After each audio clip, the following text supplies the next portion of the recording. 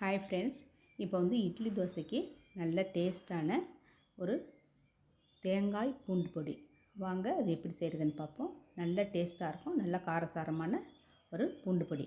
அதுக்கு வந்து நான் வந்து ஒரு பாதி தேங்காய் எடுத்து வச்சுருக்கேன். நல்லா வந்து கொப்பரைக்காய் கிடச்சிதுன்னா நீங்கள் அதை வச்சுங்க. இது நல்ல முத்த காது இருந்தாலும் நான் வந்து தேங்காய் வந்து லேசாக வந்து இந்த மாதிரி பல்லாக கட் பண்ணிவிட்டு கினி போட்டுட்டு லேசாக சூடு பண்ணிக்கிட்டேன். இதுக்கு தேங்காய் நல்ல ஒரு பூண்டு, பெரிய பூண்டு, 1 டேபிள் ஸ்பூன் அளவுக்கு மிளகாத்தூள்.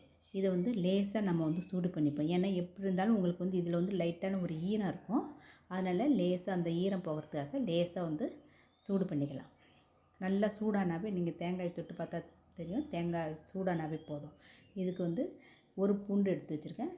தலையும் இந்த வாலையும் கட் பண்ணிவிட்டு எடுத்து வச்சுருக்கேன். தோலோடு இருந்தால் பரவாயில்ல. கல் உப்பு, மிளகாய் தூள் வந்து 1 டேபிள் ஸ்பூன் அளவுக்கு சேர்த்துருக்கேன். உங்களுக்கு காரம் அதிகமாக வேணும்னா உங்களுக்கு காரத்துக்கு தகுந்த மாதிரி நீங்கள் சேர்த்துங்க. இப்போ இதை வந்து நல்லா வறுப்பட்டவும் இதை எடுத்து வந்து வேறு ஒரு தட்டுக்கு அது மிக்ஸி ஜாரில் மாற்றிப்போம். மிக்ஸி ஜாரில் மாற்றிட்டு இதுக்கு வந்து நான் வந்து 1 டேபிள் ஸ்பூன் அளவுக்கு மிளகாத்தூள் சேர்த்துக்கிறேன். காரத்துக்கு தகுந்த மாதிரி சேர்த்துங்க. உங்களுக்கு காரம் அதிகம் வேணான்னா அதுக்கு தகுந்த மாதிரி சேர்த்துங்க. இப்போ இதில் வந்து கல் உப்பு சேர்த்துட்டு ஃபஸ்ட்டு இது வந்து மிக்ஸியில் வந்து நல்லா விட்டு அரைச்சிப்போம். ரொம்ப நாளே அரைக்கக்கூடாது, ரொம்ப நைஸ் ஆகிடும். இந்த மாதிரி அரைச்சிப்போம். மறுபடியும் இன்னும் கொஞ்சம் அரைச்சிட்டு இந்த பூண்டை இதோட சேர்த்துக்கிறேன். நல்லா வந்து சுட சுட இட்லி வச்சு சாப்பிடும்போது நல்ல டேஸ்ட்டாக இருக்கும். உங்களுக்கு பூண்டு வந்து ரொம்ப நாள் நீங்கள் வந்து மிக்ஸியில் ஓட்டக்கூடாது. இந்த அளவுக்கு இருந்தாவே உங்களுக்கு போதும். ஏன்னா வந்து அப்புறம் வந்து உங்களுக்கு பூண்டு வந்து ஒரு குழப்பு வந்துடும். அதனால் நீங்கள் பூண்டு வந்து கட் பண்ணி வேணாலும் நீங்கள் போட்டுங்க, சீக்கிரமே அடிபட்டுடும்.